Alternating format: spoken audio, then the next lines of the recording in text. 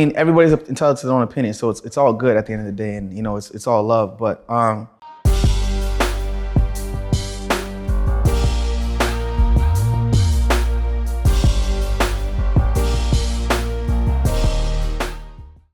gotta ask about this, man, because again, I'm a huge Joe Budden fan. And actually, Joe Budden, when they play the Sleepers, is kind of how I learned about Division. They were kind of critical about the song, you know, and y'all kind of went back and forth. What is your take about his thoughts about the song?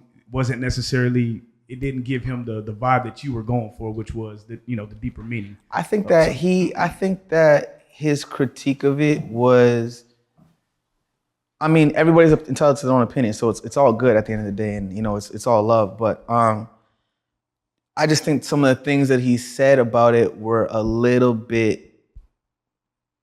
It's almost like someone that didn't see the picture.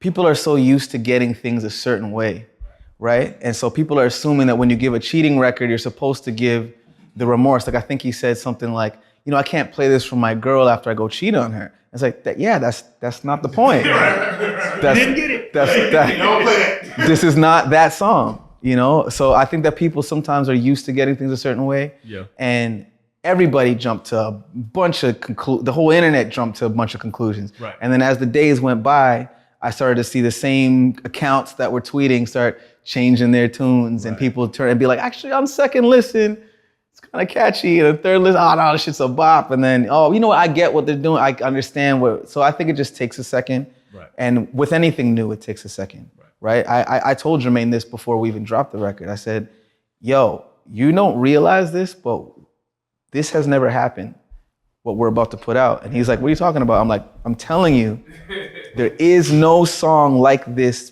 period, in the history of music where somebody created something that would normally be almost like a blues type record. It's 3/4 timing, it's this kind of like slow, but it has this 808 drum, so it keeps it bopping like it's gonna play in the club. And it has a Jay-Z sample, but then it has a guy that really sings, but then he's singing in a way that makes it so everybody else can sing along. There's a chant hook, and it's saying something that has never really been said just this cut and dry. Like, this combination is creating something completely new. And he was like, really? And then when we dropped it, I was like, I told you.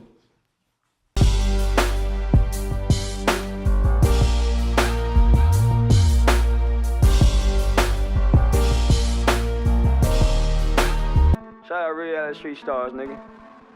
Move it. Hey.